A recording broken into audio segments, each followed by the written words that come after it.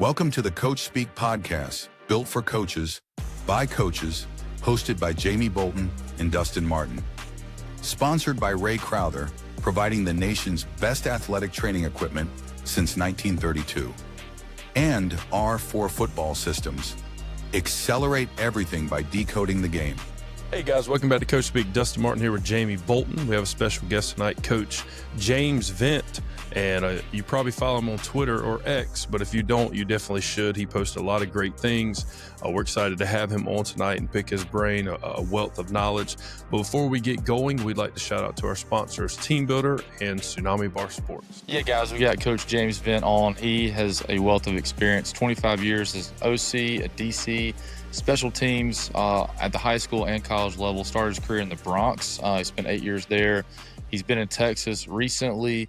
But he's known for evolving from an option-based offense to more of an RPO system.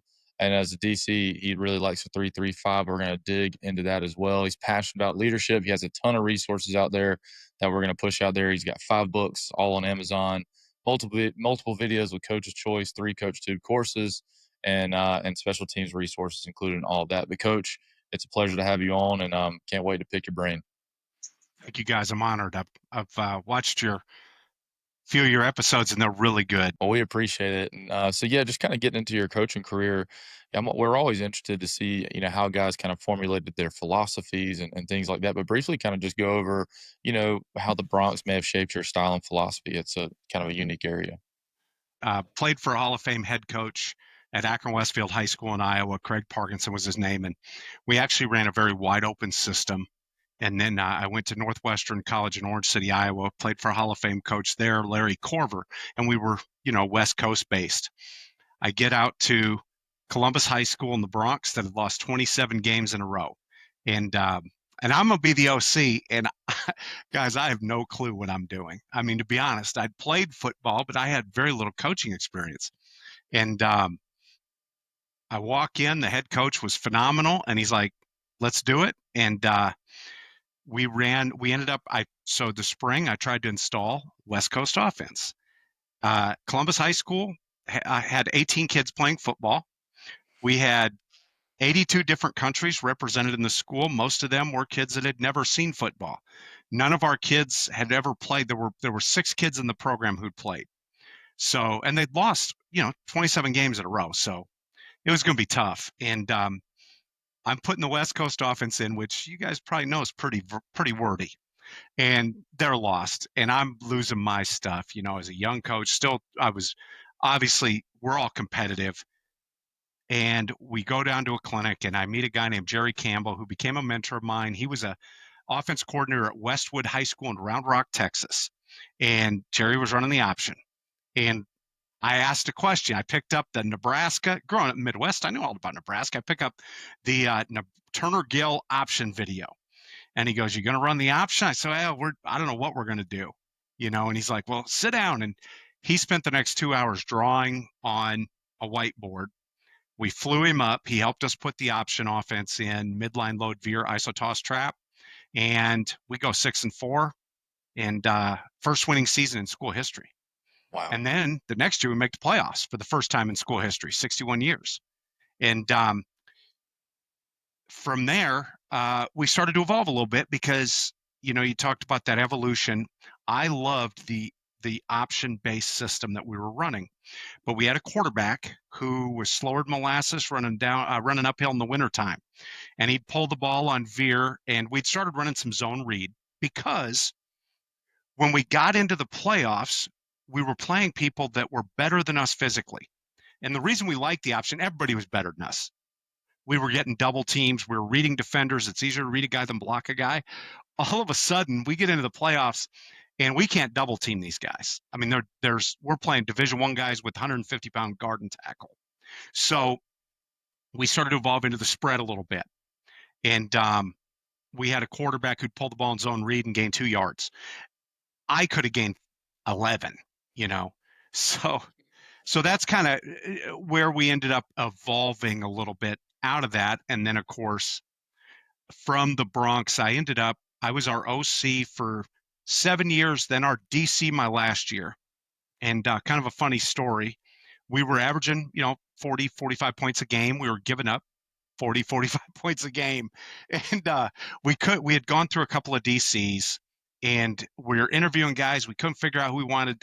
I told the head coach, I'm like, listen, I'll run the defense. You're an offensive guy anyway. You want to call it. You let me do it, but you want to. We argue when you do give me a play call because it never works. I'm just kidding. He always called the touchdowns. That's So right. I said, we score 50 points, and I'm in your office trying to justify why we didn't score 70. The defense will give up 45, and you don't say anything. I want that job. So I was our DC, and then I'm kind of saying this not out of anything about like I'm some great coach. I'm saying this for young coaches. Moving over to the defensive side of the ball helped me immensely as an OC. And here's the crazy thing, guys, you shouldn't be pigeonholed as a coach, but guys go, oh, if I go over there, then I'm going to lose, my status as an OC. I was a DC, a high school DC, and we had a really good year. The next year I was a college OC. So you take the opportunity that comes up to grow as a coach and grow as a person, and the next thing will happen when it's supposed to. So, and I then I love made my that. way to the college level for a few years, and then came down to Texas to football heaven.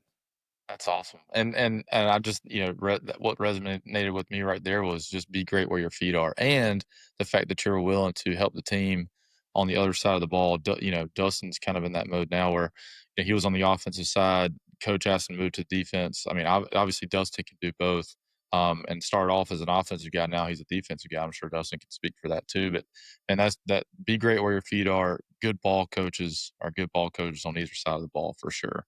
But before we get into the offensive, I really want to dig deep into the offensive stuff. But before we do, I really want to talk about the training tool that's changed the way we coach the weight room. Tsunami Bar Sports, they've built this oscillating bar that is built for explosiveness. It engages the athletes in ways that traditional bars just can't do. We use it every single day in the weight room. Our players love it because it challenges them. And the buy-in is huge. It's instant. They can feel the force. It's less weight, more force. And if you want to add an edge to your training, guys, please check out Tsunami Bar Sports.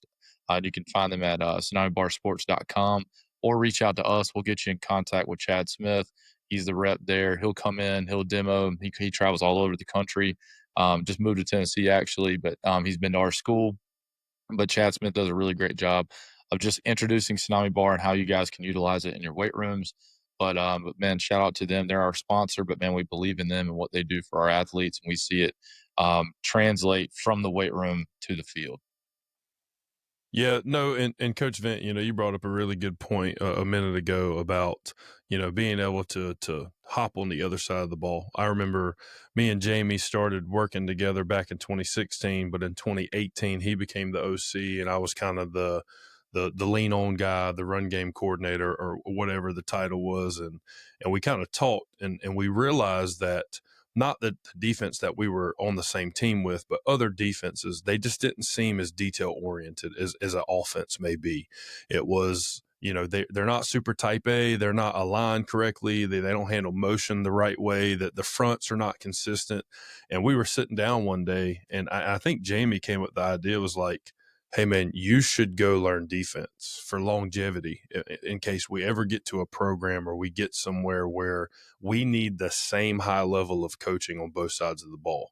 And the more that I dove into defense, whoever was my OC or wherever I was, I would lean on them and we would discuss the opposing team's defense and find out, like, listen, man, they're not very sound. Like, they don't have rules. They don't set a passing strength. They don't set a front. It's just, hey, they're going to play odd four. Like, that's what they're going to play. And are they good enough athlete wise to handle motion without adjusting or changing or checking? But that was kind of where that idea stemmed from. We were on the same side of the ball. And it was just, we realized some of the teams we were playing, the detail oriented that you see on offense wasn't as known on the defense side. I think since then, 7-8 years later, defense has came a long way at the high school level. But and I feel like if my number was called and I had to call offense next year, I would hop in and do the best I could. But I agree. Don't tie yourself to a position or side of the ball. Be willing to hop and learn. It's really great advice. Yeah, And Coach. Go ahead. Yeah. I was just going to say it when you work that other side of the ball, it really gives you a good perspective, and I Mhm. think that helps you be able to, if you learn defense really well, it helps you on offense. If you learn offense really well, it helps you on defense. Yeah, and Yeah, go ahead. it's less of a scheme thing for me. When I used to call offense, it was more of what scheme are they running and what scheme can we run against them. Now, for me, understanding how defense works inside and out is what is their system, what is their base, how do they align, what do they give away in rotation or non-rotation. It's more of the structure of their defense that leads into the scheme that they run that I pay more attention to. So I agree. Yeah, and I was able to learn, my dad was a defense coordinator, Bobby Bolton. He was a defense coordinator, and he still coaches me today, from the sidelines, and he'll watch all our film and everything. But he was a defensive guy, so I remember breaking down film for him, when it was VHS and hitting the tracking button, but he, from the defensive perspective, really gave me, the foundation of the non-negotiables of what defense is trying to do, and then obviously how to attack that from an offensive perspective. I was also able to learn, the triple option, the veer in high school out of the flex ball. And so starting close to the ball, knowing that you want to run veer to the shade 5 or midline to the 3. And, you can attach a tight end and run a little bit of wide veer if you're getting more of an odd front. But no, those things are really, really valuable to have as a coach because it makes you well-rounded. I think, like you said, Coach, don't pigeonhole yourself into being a system guy either. I see this all the time where, here, man, I'm a run and shoot coach, or I am a air raid coach, and those things are very good. But I do think having some knowledge outside of those systems can help you adapt to, like you were saying, Coach, you're a triple option team, but dang, you can't do that if you got Jeremy Lorenzen back there. Well, actually, he was a great athlete. Maybe that's not a great one, but maybe someone that looked like Jeremy Lorenzen, but maybe not moved like him. Yeah, we always want to fit what we do to personnel, because that's the number one thing. Is it doesn't matter what we can draw on a board. It doesn't matter what we know. It matters what our kids can execute on Friday night, right after their girlfriend broke up with them on snap in the locker room before pregame. What are they going to be able to execute when all that has taken place? Because kids have so many more distractions than we ever had growing up. And thank God, because if we had cell phones that took pictures when I was in school, I'd be unemployable. But it's important that we understand that if we can find the what we're doing and tailor it to those kids. There's a great example of this with Bob Lattiser at De La Salle out in California. They were the team that the movie was made about them, and they won like 150 games. I was early in my career when they were in that win streak. And I mean, imagine winning 150, 160 games in a row, whatever it was. And they traveled and played everybody really good. Like, they didn't play just, they're out playing Mater Day and Long Beach Poly and Bellevue, Washington, all these really good teams. But I got to go out and watch one of their practices, watch a couple of them, watch a summer workout. And he had a couple of Division I quarterbacks. I think he had a kid that went to Michigan as a quarterback. They're split back veer. They were running split back veer. I went out because I want to learn how they got off the ball so quick. But they were still running their split back veer, but he's got this 6'4", 215-pound quarterback that can throw the ball really well and read coverage. So they started to adapt and evolve a little bit. They were still a split back veer team. They said, hey, he can throw and do these things. Let's incorporate that. And I think that's where you see really good coaches. They adapt to their personnel, staying within the structure of their system. And And that's the key. And I think that's what creates the efficiency. It's running what you know, but allowing other trickles and other parts of other systems and other plays and designs. And I think that's where you get the efficiency. And we're going to take time to thank our other sponsor, Team Builder. Talking about efficiency, we couldn't be as efficient as we are without Team Builder. They're a strength conditioning platform, the number one out there that keeps everything organized, tracks athletes' progress, pushing out workouts daily, allows them to interact. It's a huge game changer. So if you're buried in spreadsheets or printing out lifting sheets, it's time to upgrade. Try free 30-day trial on Team Builder with the promo code CoachSpeak. Hey, Coach, so you started out with that option-based offense, and we kind of did something similar too back in 18, where we didn't really have a running quarterback, and our option wasn't necessarily first level anymore. It became like a second level RPO. Can you talk to us a little bit about that evolution for maybe a more traditional option-based team to now we're in this like 11 personnel, hybrid personnel, and you're doing more RPO stuff? Yeah, so when we were running midline load and veer, our quarterback was calling most of it at the line. So we were you got to remember we were no huddle, up tempo. All I gave was a formation and pointed at the quarterback and said it's on you. He had a menu and he's looking at where the inverts are, the force guys. You know, we call it Mickey Mouse's ears. It was something we learned from Jerry Campbell. He called it option on me. We're looking for, you have the box and then you have the inverts, and that's Mickey's ears. And we're going to run where there's nobody, no invert, no force guy. That's what we really want to run our option game. So once he finds that, he says, is there a 3 or a 1? If it's a 1, we're going to run either veer or load, depending. Tight end side, we're running load. No tight end. If it's open side, we're running veer. If it's a 3 technique and we got Mickey's ears, then we're going to run midline. And we got really good at doing that and being able to play really fast. When we evolved into more spread, we had a really good athlete at quarterback, and he could throw a little bit. The biggest deal that we faced, whether we were under center or, in the gun, people loaded the box. We did not throw the ball very much. In 2001, we threw the ball 41 times in 12 games, and we completed 24 of them, with 16 of them being touchdowns. So it was play action, hitting big plays. We didn't have a screen in the playbook. We didn't have really quick game. We threw play action, go, tight end pop off midline, and wheel route off veer. I mean, that was, and then we ran a boot, boot. And when we got into starting to look at space, we said, okay, guys are loading the box. We're going to spread things out a little bit, a lot more. We're getting into some 11 personnel, still at that time under center for the most part, little gun. But people are not covering our number 2 receiver.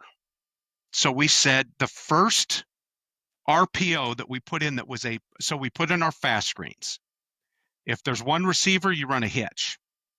If there's 2 of you, you run a fast screen. If there's 3 of you, you run bubble. Okay, pretty easy. If you're on the front side of an option play, you got to block. If you're on the back side, you run the route. So we're making teams defend half the field. We said, all right, how can we get them to defend the whole field? So now we started to say, all right, if we're running an inside run and we're not going to have the triple option aspect, we can have fast screen rules to both sides. So now we have 3 plays in 1. That's what I loved. So I can call this is 2x2 pistol, inside zone read to the right, because I'm holding my right hand up. And we're going to run inside zone. Offensive line's going to block inside zone to the right. We're going to execute inside zone read to the right. We're going to read the backside. But pre-snap, quarterback, if we're in 2x2, he's got 2 fast screens to each side. So he's got 3 plays. If it's 3x1, he's got hitch and a bubble. So he can look and say, do I want this, or this? And I don't know if y'all have watched America's Got Talent. If they get 3 yeses, you're going to Hollywood. There are a lot of defenses that we play where he gets 3 yeses. No matter what he does, he's not going to be wrong. So that's kind of how we evolved, was how do we take space and get the ball to our really good athletes? We had a player in the Bronx named Kendu Brown, who was the best receiver I've ever coached. He ended up being a Division I receiver. He ran a 4.35 40. He ran a 10 400. He's 6'1". He's 180 pounds, and we couldn't get him the ball in our option-based stuff because he's not a running back. We threw some go routes, and that was fun. But when we went to this system, now he's getting 6 or 7 touches a game. And with the fast screens, we always say it's 6 yards or 6 points. So that was kind of how it started. And then our first post-snap RPO, it's actually on my YouTube channel, was in 2002 under center. We were running inside zone, and we had basically a stick route from the inside receiver. And the quarterback would take the snap, and he'd look at the inside, 1 step drop, basically step with his right foot and throw. If the hitch route was uncovered, if he took that drop step essentially with his right foot and they covered it, he'd open and hand the ball to the back. He'd just take a second step with his left foot, and the back's going to run his inside zone. So that was kind of how our post-snap RPO deal started, was under center. Kind of crazy. And Wow. That is. I talked to, but the video, there's a clip of it on YouTube. Mhm. The funny thing was I talked to a wing T guy, Ed Sadlock, who's legend from New Jersey. And he said, we've been running RPOs since the 60s in the wing T. We call it waggle. Yeah. No doubt. Oh, I have a buddy. Shout out to Michael Bonjavango, and he's from up north. He's from PA, and he was down here coaching. We coached together. He actually played for Coach Longo when he was at Slippery Rock, and he said what he learned there. He played quarterback. He learned from Longo was Longo liked splitting the field into threes, and it was more of like a pre-snap, during the snap, post-snap. So it's like a pre-snap fix the leverage RPO, the initial play, run play, for example, and then your post-snap RPO. So you were always right. If you had the space, take the space. If you didn't have the space, run the play. If they try to take the space away when you do it, throw in behind them. So when you were talking about that kind of, it resonated. And Bolton, it reminded me of, shout out to our player, Ethan Mitchell. So I'll never forget, we were a big 2x2 H-back. We'd run power to the boundary and have a Y3 slant back in 2018. Well, we came out versus a team in the very first play. Our backup quarterback, by the way, he was in. Our quarterback was hurt. He was a hard-nosed kid, and he looks out there at the Y3, the slant, and he notices that they're in press man coverage. So he accelerates it and goes, okay, there's 7 in the box. They're playing man on my RPO option.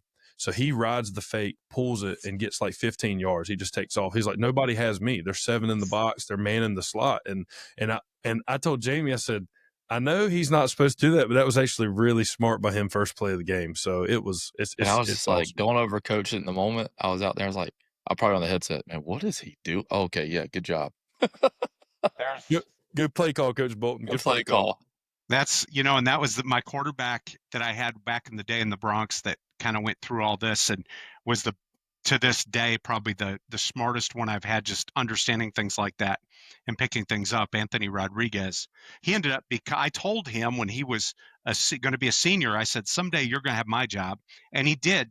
6 years later, he graduated college. He was the OC and then became the head coach. Yeah, he came up to me actually his junior year and he said, Coach, I need to talk to you. This is how we became no huddle tempo with him calling things. He said, I think you need to let me call plays like they used to in the NFL. I said, get out of here. He said, no, Coach, you're calling it based on what you think they're going to do. I can call it based on what they're doing. And we do tempo stuff. He said, let's just line up fast and I'll call it. We already were running stuff where he, it was on him. But we just started doing tempo and that, I think, giving kids that ownership. Not every kid can handle it, but I think that's important. And as we moved into post snap RPOs, it was all about like what Coach Longo was doing with y'all. It's about solving problems. That's all it is. It's not about vanity. It's not about, hey, how can we do this cool thing that I saw Alabama do? It's about, where are they adding players into the box, into the count that we cannot account for?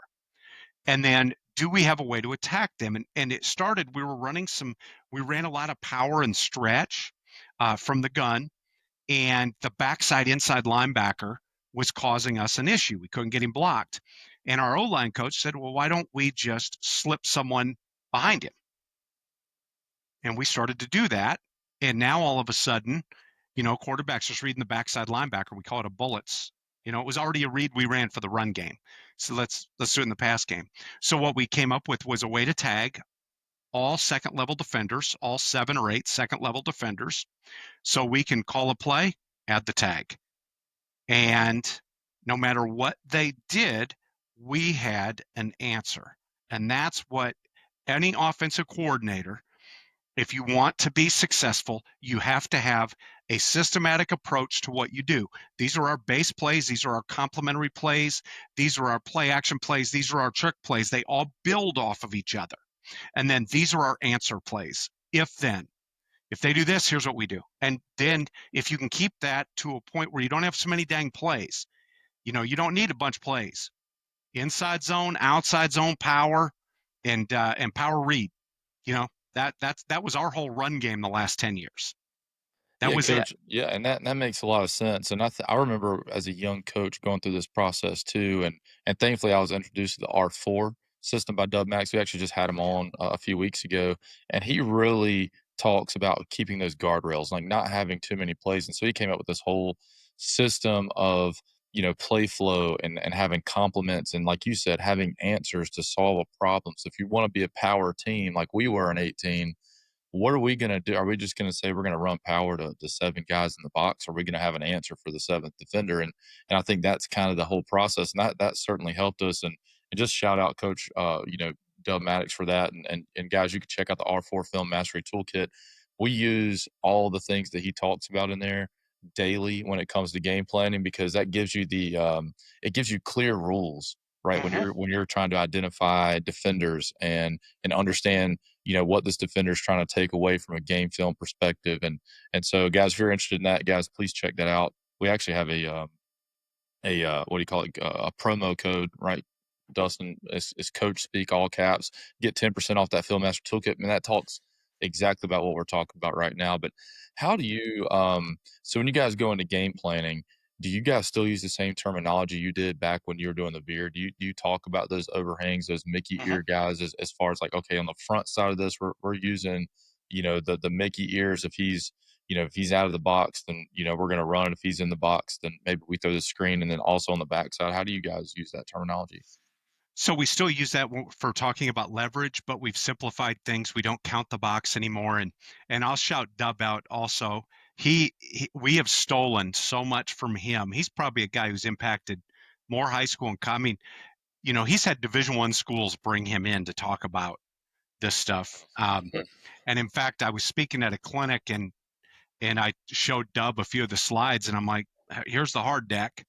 Here's what we're looking at with the corner, on, off, up, press. All the a lot of the same terminology we taught our quarterbacks: rhythm, read, rush, release.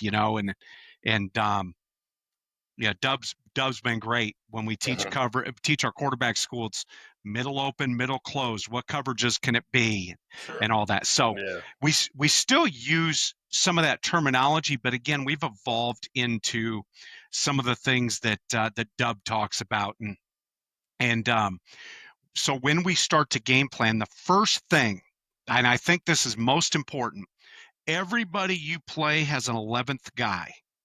Everybody. Find their 11th guy. Who are they hiding? Everybody's hiding someone. We played Duncanville.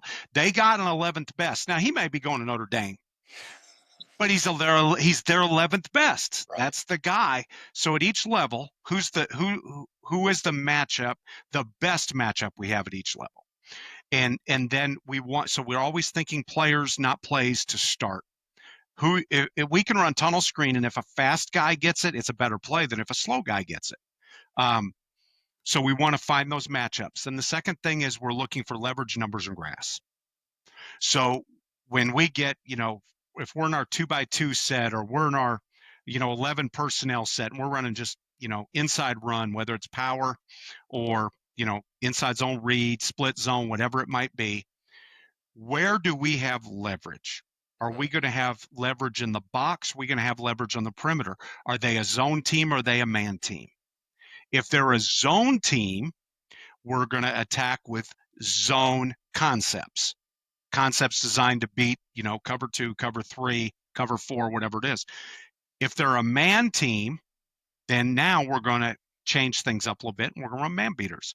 So we start off looking at leverage personnel, and then leverage numbers, green grass. Where can we find to get our dudes, get them the ball in space?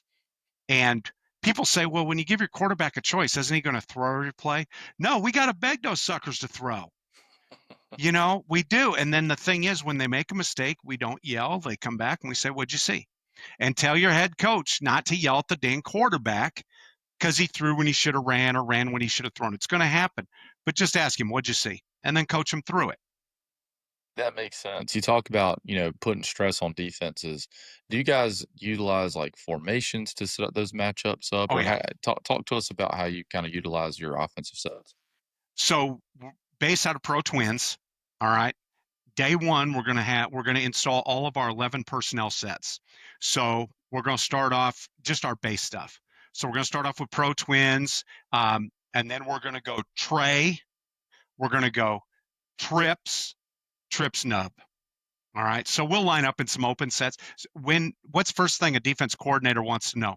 Every play besides down and distance. He wants to know personnel. So when we're in our 11 personnel, we're going to line up in some 10 sets. We're going to line up in some 12 sets. If we're in 12 personnel, we're going to be an empty once in a while. If we're in 21, well, our deal is no matter what we're in, we're going to be able to go three backs to empty without changing personnel. All right. So they can't get, oh, they're in 11. They're going to be in one of these three things. So we use our formations, and what we do is we draw. We make we're going to make cut ups of every formation that has gone against our opponent, whoever we're playing. And listen, in Texas, we typically exchange 3, 4, or 5 games, depending on what rules your district kind of sets. We're going to get every game. We tell them, listen, you want to trade 3 or you want to just trade them all? Because I'm going to call everybody. We know everybody. We know enough people. We're going to get your film. So let's just trade it. Let's trade it with down distance, hash, all that stuff, run pass, result. Let's just trade it with all that. Not formation data, not play name data, but let's get all that. So we're going to get I want all the data. And then what I'm going to do is I'm going to look at, and we're going to enter the data. We're going to enter all the information. And I want to know what plays they struggle defending. I want to know what pass concepts they struggle defending. And then I want to know what formations they do not line up to. And I want to use formations that put defenses in conflict. Trips nub is an example. So we have trips with a nub tight end away from it. When you get in trips, where are they setting their strength? Are they setting it to the field or the boundary? Are they setting a pass strength or a run strength? I want to put that in conflict. Well, we've got 3 receivers. That's a strength, but we've got a 3-man surface. That's also a strength. And if we want to get crazy, we're going to do some stuff where we're going to if my quarterback can run a little bit, we're going to do this a lot. We're going to get in trips nub, but take the back out of the backfield and put him as a wing. Now we've put you in a very precarious position to have to line up. Can you line up with a force guy to each side, 1 hat, 1 gap, when we've got 3 receivers and a 4-man surface? And now we can borrow that running back to be a blocker for the quarterback. So you've got to defend empty pass, you've got to defend 11 personnel run, and you've got to defend 21 personnel run. So, and then we're going to have an unbalanced set each week. We're going to have at least one new that they have not seen. And we're playing in the 4th round of the playoffs a few years ago. A buddy of mine was the DC, and we talked after the game, and I said, what was most difficult for you? He said, when we ran our huddle formation report, because remember, defensive guys are going to draw everything. They draw a card for everything. That's why they got a 4,000-page scout book. All right. I want them to have that scout book. I want that scout book blowing in the wind, chasing pages, because they're going to draw it all. He said when they ran a report on us for the season, they had 192 different formations. Now, it wasn't. It's not like that. But to them, we move one guy, it changes everything. So for us, the terminology is very simple. We're trips, twins, nub, and ace, but we're moving people around and going unbalanced and motioning people. And so, well, Coach, once you have some quarterback run capabilities. I mean, that's a dimension where the only way you can truly stop empty or quarterback run is you have to have hog mollies who can cancel out gaps, or you got to play cover 0. In theory, that's the only way you can stop it. And I remember something that when I sat down and was developing, and this can go for all phases of football, but when I developed it, I did it for defense. And basically I came up with ways to win, like how to game plan, how to call defense. But the first thing I remember was it was matchups, and it was personnel based. And I thought about it. I was like, you're going to have to win one-on-ones at some point throughout the game. and that it can be broken down. You hear one-on-one, you think DB versus wide receiver at practice, but like we have to find out, are we better than them anywhere? Because a one-on-one win could be defeating a block. A one-on-one win could be in coverage. And if personnel's equal, that's where coaching and play calling come in the most. But if there are better ways to equalize that, then we need to try to find what they're better at, and we have to equalize it. And then that brings in the numbers part. All right, we're going to have to allocate numbers to assist the matchup. Do we have to be plus in the run box because they're really good, or do we need to be minus in the run box because they're really good at the pass? We want them to run the football. And you got to look at these different ways to fit the run. And then you hit on earlier, the last thing's leverage. Are we willing to win or lose the edge? Or do we want to be a box on this side, a spill on this side, or do we want to have force players, or is the backer going to be the force player? And then, that's where alignment and fronts and angles and forcing the ball and all that is used. But, it just leads back into the things you're describing with the trip snub, motioning the back out. What are you doing? You're looking for matchups. You're looking for numbers. You're looking for leverage. The three things it takes on defense, in my opinion, to be really good. And that stuff, coaches, man, it's tough to defend. Like you said, 3-man surface, then you turn it to a 4-man run blocking surface, and you still got trips on this side. I mean, and if you have a quarterback that can do it all, it could be a nightmare. That's right. Well, Coach, yeah, I mean, I think that kind of gets us going into this defensive mode. You've been on both sides of the ball. Tell us why you really like the 3-3-5. Is that because it's multiple enough to maybe match all that stress that the offense can potentially put on you? But yeah, talk to a little bit about the key benefits of that scheme at the high school level. So when that was something that David Diaz, who was the head coach I worked for, and he's retired now, phenomenal man in the Bronx. He said, well, if you're going to take over the defense, what are you going to run? Very few people in 2005 were running the stack. But I had gone down to West Virginia and with Rich Rod and watched what they were doing. I took all my sick days. I took all my conference. Any day they'd let me go, I was going to go. I went and visited a lot of schools to watch some football, but we saw what they were doing with 3-3 stack. And it was interesting. And then I was speaking at a clinic, and I always went and watched defensive speakers. As an offense coordinator, don't just go watch offensive coach. Don't just go watch offensive speakers at clinics. Watch the other side of the ball. See what they're doing. So I went in and listened to a Bridgewater State small school, D3 school. Great. And listen, I love listening to D1 guys, but I didn't have D1 guys in my program, and I'm not as smart as them. I can't do all that stuff. D3 guys are really smart too, but they typically are doing it kind of like a high school coach. They're doing it with what they got because, 50 or 60 of those kids are just there to pay tuition, and just want to be a part of something. So they've got to really move the parts. So they were running the 3-3 stack. And as I started to look at it, I said, man, this looks like I'm drawing it. And I'm like, I don't know how we block this. So we started looking at what do we face? Well, we faced some spread. We faced a lot of run and shoot, wing T. We faced wishbone. We faced split back veer. And we faced a couple of, traditional kind of pro I teams and one West Coast team. What can we do to defend all that? We had been a 4-3 hybrid 46 bear, but we didn't really have 4 down guys. It was confusing for the kids. And that's the biggest thing I'll say, Jamie. I just took an hour to now I'm going to answer your question. I just wasted a lot of time, No, right? Here's the answer. We could line up to everything without players having to think. Our players the year before we gave up points, a lot of points with really good players because they were confused. I interviewed the kids. Hey, tell me what we struggled with on defense. Tell me why we gave up points. Tell me what the hardest part was. And as we watch film, most of your missed tackles are not because your kids are scared. Well, occasionally. It's not because your technique, occasionally. Most of the time, though, it's because you play with bad leverage. Tackling is about pursuit and leverage. How are we levering the ball carrier? If we have good leverage and we stay square and everybody's on the right path to the football, we're going to tackle better. So that was, if we can get lined up right, we can have a force guy to each side and they know who the force guy is. Now we play with great pursuit. we're going to be all right. And I was coaching, and Boomer Esiason, who played in the NFL, was NFL quarterback, Bengals, for most of his career. Boomer was in New York, and his son had cystic fibrosis. His son Gunner. Boomer put on a game, an all-star game to raise money for this. Best players in New York City against best players in Long Island.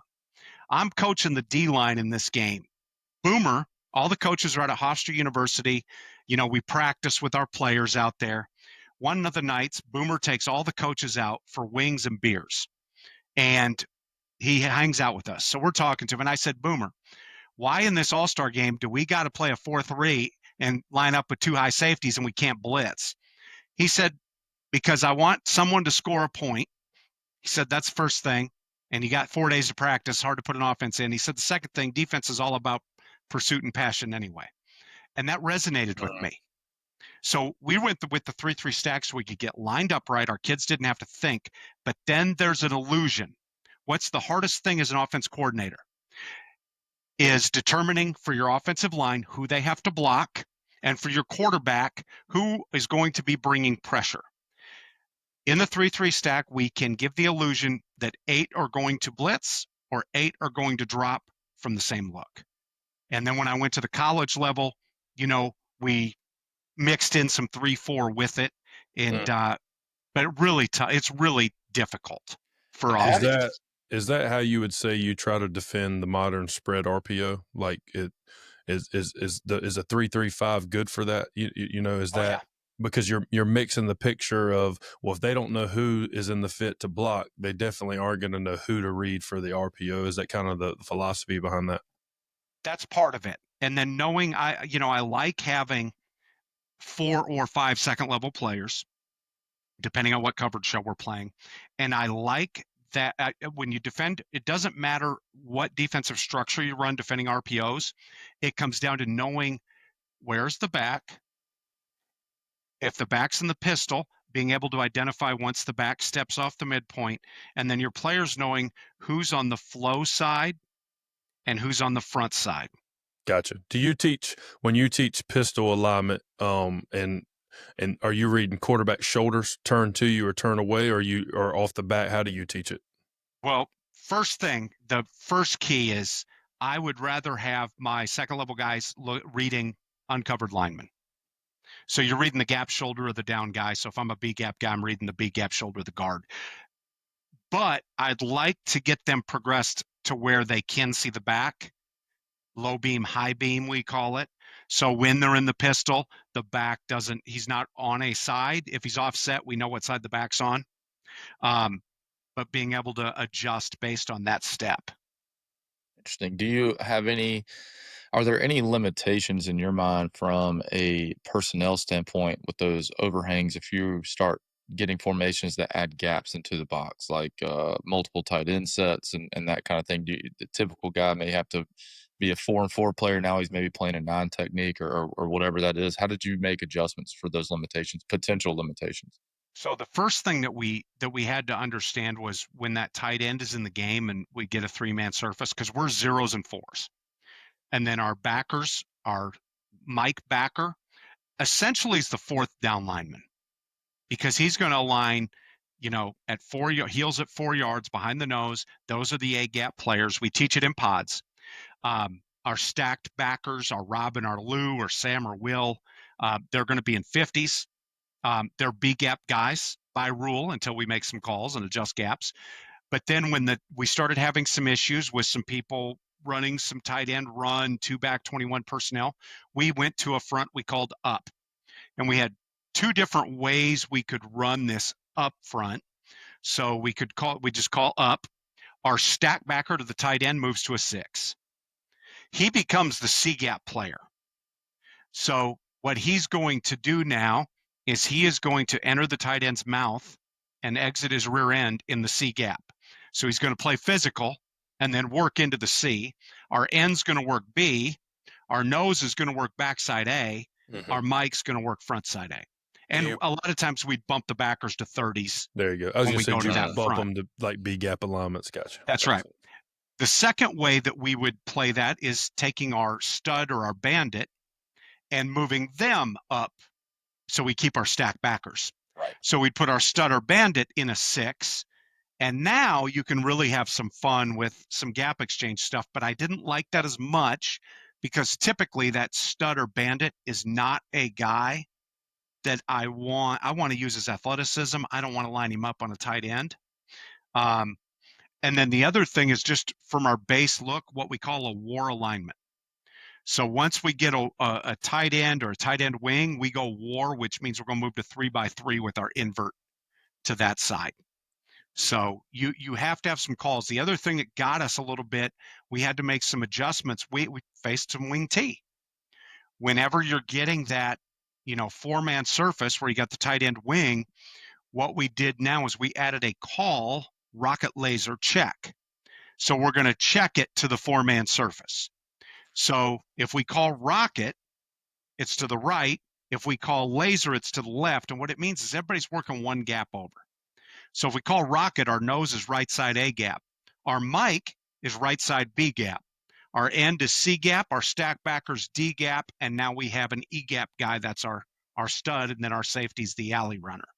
On the backside, your backside end becomes, your left side end becomes the B gap player over there. Your backside stack backer becomes the A gap player.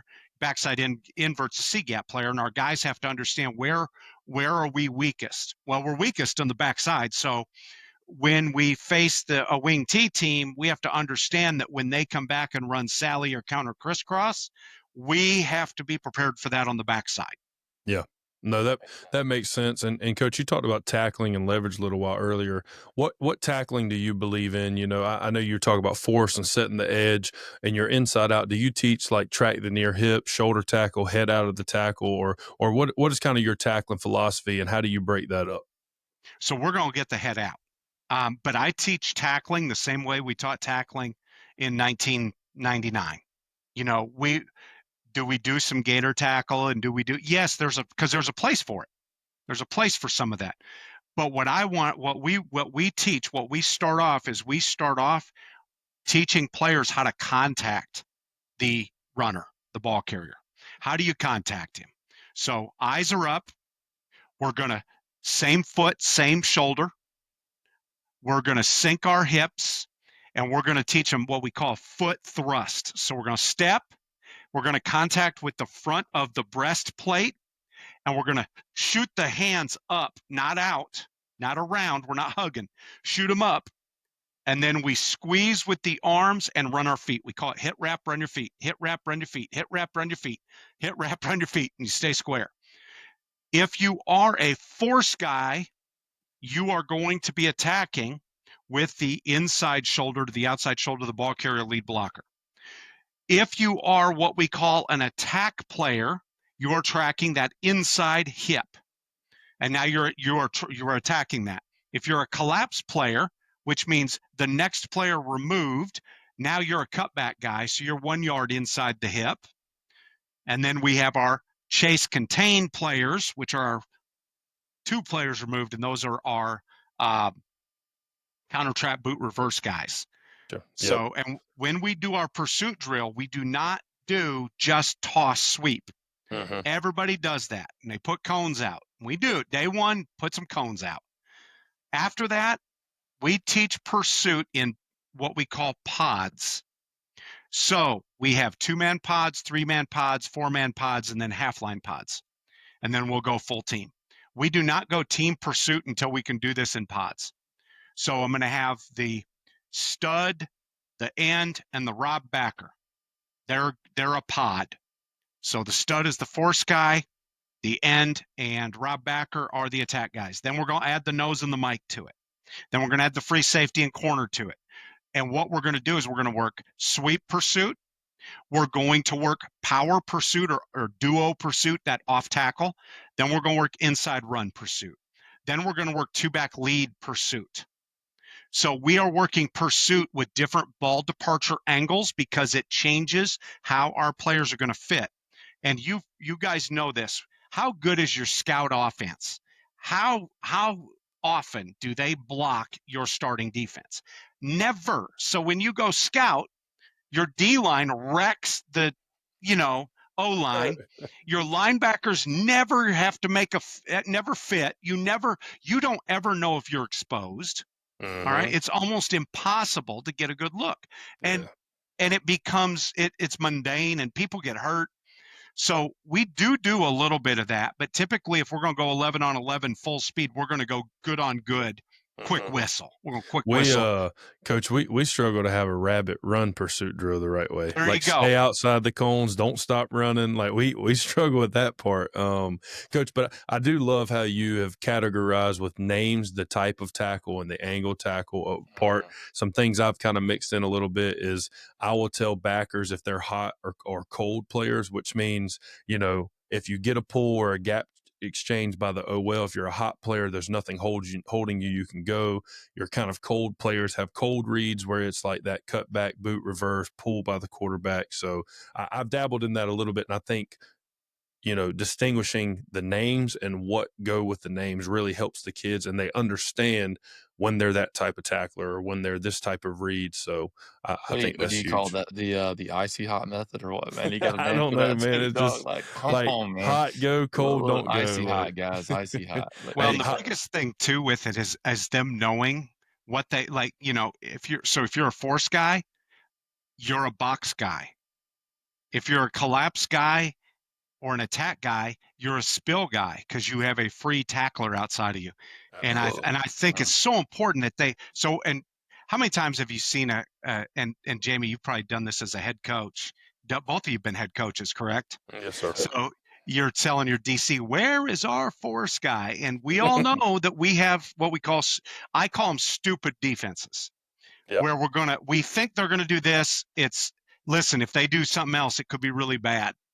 But this is, this is a call we need for this.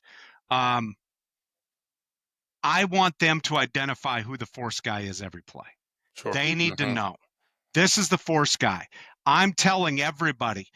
We communicate, and in fact, in your off season, and it's a little late now, but we do this in the weight room. The number one thing is cool guys get you beat. We need everybody to leave your ego at the door and communicate. Echo calls, talk. When we're in the weight room, we do not make the workout easy for them to see. We put it's real small on the kind of the corner of a board purposefully. It's laid out so that whatever group is closest to the board, they're going to first man, first set, 80%, 5 reps. Everybody else has to echo the call in the weight room. If everybody doesn't echo, and we have all our coaches around the weight room, we start blowing the whistle and we're going to do one perfect push-up. Now, it might take us 12 to get one, but it's one perfect. We have a clearly defined standard for a perfect push-up. We do it and we're up, and next time they better echo. So we have a little accountability there to teach them how to echo, because if you go on the field and ask them to communicate and you haven't communicated for 9 months, it's going to be a struggle. So getting them, it's not just knowing who the force guy is, it's communicating, and then you'll see our guys always tapping their head. That means I heard you. If they don't do this, then the guy that's communicating, you keep yelling it. And me and Jamie, we kind of came up with a system, offensively, but also use on the defense side. We have names. So it's like our nickel we call a star. So if it's star force, we know that the nickel's the force player. If it's sky, we know that somebody coming out the roof is the force. If it's, cloud, it's the corner. If it's a backer, like if it's trips and they don't have anybody, they're strong rotating, there's 2 backers in the box. Well, there's really no force player. So whoever the C gap player is, backer force, in force. So that's great stuff, Coach. Man, you're so knowledgeable, and man, this has been a great episode. I've already taken a lot of notes over here, and it's been great. So I think, Coach, we'll move into our rapid fire. We got a couple questions we want to ask and pick your brain real quick. I'll go first. Bolton, you good with that? And icy hot. Go get him. So, Coach, since I got the defensive itch lately and I've been on that side of the ball, I'm going to ask you this for that. What is your favorite drill to do in practice on the defense side of the ball? Takeaway circuit. You do city country ball stuff, teach them how to scoop and score, get on the ball, rip it out, all those things. Gotcha. So the first thing we teach offensively, we talk about chin the ball, wrist above the elbow, elbow tight to the body. That's high and tight. But instead of saying high and tight, we clearly define it. When you get the elbow out, what happens? You're going to get a fumble. So part of our circuit is first guy secures the tackle, second guy get the elbow out, third guy rake or punch the ball. And then we teach them scoop and score, slide and secure. I don't ever want a guy slide and secure unless it's just in traffic. I don't care. If we don't get the fumble, well, we probably kicked it 30 yards downfield. And in fact, I posted a picture on Twitter where we had a team 3rd and 71 once because, we knocked the ball loose and our defensive end is trying to scoop that thing to score. Because I want to be clear on this for everybody listening. You are allowed to score on defense. Okay, let me say that again. You are allowed to score on defense, and it is encouraged. I want to so there's 4 ways you can get the ball back. All right, they score. That sucks. But we get the ball back. That's cool. But that I don't like that. Second way, turnover on downs. Right. That's okay. Okay, but they're probably deep in our territory. Third way is a punt. That's not bad, except if you're like us. Them punting doesn't mean we're going to have the football. Because I gotta trust this kid to catch that, and his girlfriend broke up with him on snap, and she's up in the stands, and his mama's yelling at him. He's nervous, and the ball clunk, and they get it back. That's bad. Fourth way is we take it. That's the best way. So we do a bunch of stuff to take the football away and then finish with a touchdown. If you intercept a pass, run it back. Don't go out of bounds. Don't go down to a knee. Go score. And we do some ball security with defense. I love it. We do a lot of circle chase drills that we picked up from Saban and I don't know, Kirby Smart and those guys. Right, we do 2-ball, and I like to incorporate the offense and defense on both of those. We can obviously ball security on offense and then turnover stuff on defense. But no, I think that's a big part of the game. Obviously, statistically, it's one of the biggest indicators of if you're going to be successful or not is the turnover margin. We all know that. So excellent. Coach Martin, what's your favorite defensive drill, man? Favorite defensive drill? Well, I think if you want to be good on defense, it comes down to a couple things: pursuit, tackle, turnover. So I would say my favorite thing to work is tackling. But just because I have a little side business where I train middle school kids and elementary school kids how to tackle, I think early on, I thought it was about just having the dudes and having the scheme on defense. And I quickly found out it doesn't matter what coverage or what scheme you run. If you can't maintain leverage and tackle, it's not going to work. So I would say some kind of tackling drill. I love run and gather drill. It's one of my favorites, tracking that backside hip, inside out. And then I also like adding a force player into it where they come, they attack, their head's outside, they're maintaining outside leverage, the inside out tackler's coming, and I'll throw a video in here on the edit, and they're running inside out, and then the force player is going to force the cutback. The inside out guy runs past the guy through the tackle, and he comes across and he tackles it. Here's the drill. So basically, you got your inside out tackler, your outside in, your force, the wide receiver blocking. It says clocking, but it should say blocking, and the ball carrier. So he's going here. The way that we kind of teach the drill is the ball carrier is running here, and he's going to basically read. If the guy sets the force, he's going to cut it back. And this guy's tracking near hip, inside out the whole time. He's going to set the force, and once he's ensured that we've made him cut it back, he's going to cross face, defeat the block, and make the tackle. So it's just one of my favorite drills. And there's so many versions of this, of the run and gather. This guy's tracking the near hip, doing a really good job to be in position. He's setting the edge, peeking outside, defeating the block. We force him to cut back. We rip across the block and try to make the tackle. Kind of like a vice tackle, buddy tackle towards the end of it. How long does it take you to teach that the first time? Is that fairly simple for your guys? So what we do normally, and I'll back it up real quick. So what we really do is this part isn't even a part of it for a couple weeks. All we do is teach this part. So we call this run and gather. And then once we do run and gather, I'm like, all right, guys, let's think about it. You're inside out tacklers. So let's talk about the safeties. They're outside in. So all I'll do is just talk about, hey, I'll stand here and I'll close in for them. and make sure they're taking the right angle. So when he cuts back, we're running through the cutback. And then I'll slowly add it week by week. But So you can scaffold it. You can scaffold it in where like you can isolate the different parts and then you can put them together. And then I like that. I like that a lot. It's a great drill. If you go out there and try to teach that whole thing day one, it's going to take you 8 to 12 minutes just to teach it. And it's going to take you another 8 to get them, understanding it. So, but I agree with you, Coach. What's the name of that drill, So Coach? the first part's run and gather. And then icy hot. Icy hot, hot and cold, hot and cold. Hey man, as long as they can tackle, icy hot today, man. I like that. That's a good drill. I'm stealing that. Cool. Well, Coach, I'm currently reading. We had a guest on last time, and he told us to read a book called The Process or Process, and I'm going through that now. What's one book in your mind that every coach should read, in your opinion? Every coach should have Nick Saban's book, How Good Do You Want to Be? It's unbelievable. So it's just really good. Coach K's book is really good also. But the absolute book is Sun Tzu, Art of War. Because everything in there is about not just winning in football, but it's winning at life, winning in business, winning with everything you do. I love that. Yeah, we've heard several coaches talk about the Art of War. Excellent. All right, Coach, last one I got for you.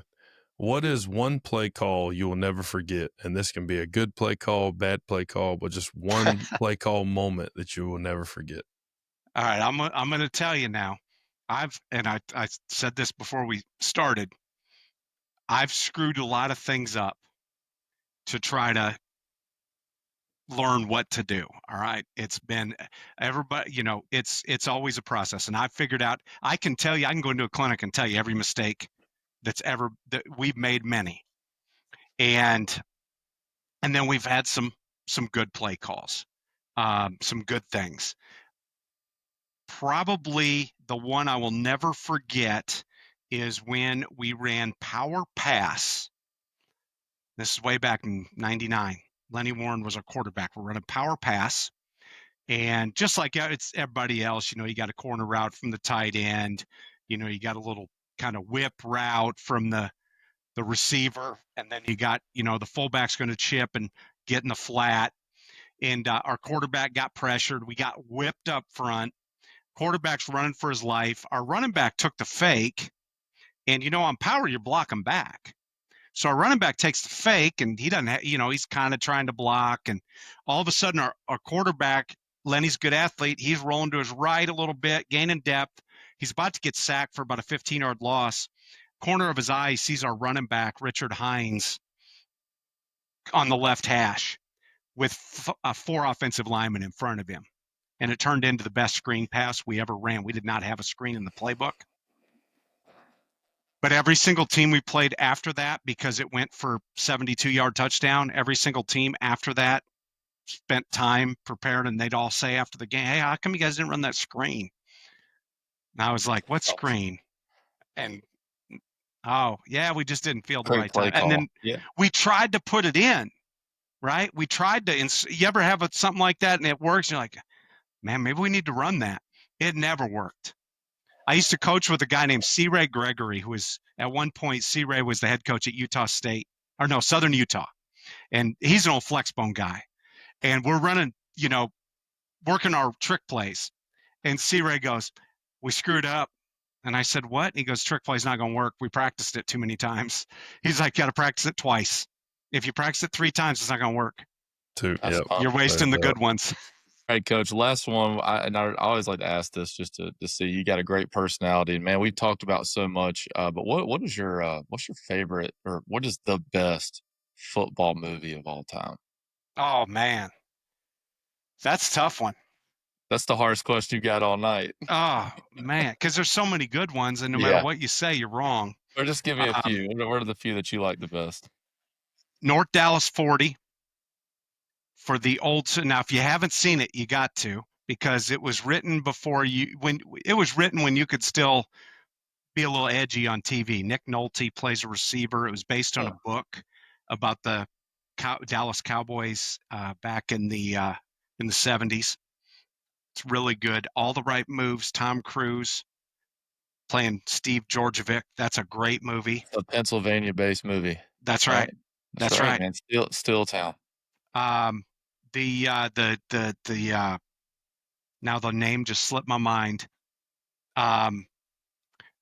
The one we watched in the early 2000s about Herman Boone. Oh yeah, it's oh my gosh.